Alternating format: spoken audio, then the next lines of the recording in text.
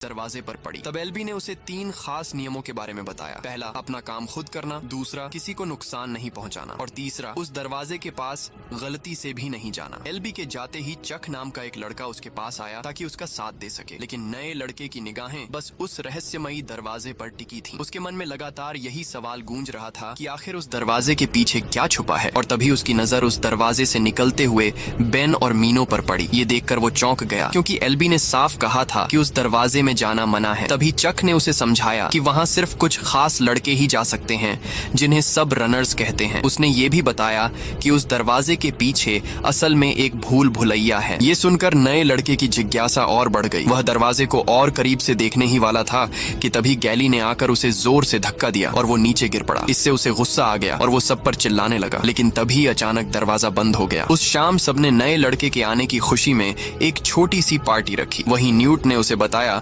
कि हर दिन सुबह कुछ रनर्स उस भूल भुलैया में जाते हैं ताकि उसका नक्शा बना सकें। पिछले 3 साल से वे बाहर निकलने का रास्ता ढूंढ रहे हैं, लेकिन अभी तक कोई कामयाबी नहीं मिली है। और सबसे बड़ा नियम ये था कि रनर्स को शाम होने से पहले वापस लौटना पड़ता था, क्योंकि अगर कोई भूल भुलैया में रात भर फंस गया तो वो कभी जिंदा नहीं लौटता। वहाँ ग्रीवर्स नाम के डरावने जीव रहते थे। अब उस नए लड़के के मन में बस एक ही ख्वाहिश थी, किसी भी तरह से रनर बनना। न्यूट ने उसे समझाया कि रनर वही बनता है जिसे काबिल समझा जाता है। इसी बीच अचानक गैली और उसके साथी आपस में कुश्ती करते हुए उससे टकरा गए। गैली ने मजाक में उसे भी एक रेसलिंग मैच के लिए बुला लिया। नियम आसान थे, जो पहले दूसरे को सर्कल से बाहर फेंक देगा वही जीतेगा। नया लड़का भी मान गया और मुकाबला शुरू हो गया। गैली ने शुरुआत से ही अपना दमखम दिखाना शुरू कर दिया। नया लड़का पूरी ताकत से लड़ा, लेकिन गैली ने उसके पैर पर वार कर दिया और वो जोर से गिर पड़ा। उसके सिर पर चोट लगी, मगर उसी झटके से अचानक उसे अपना नाम याद आ गया, थॉमस। उस रात थॉमस को एक अजीब सपना आया। कभी वो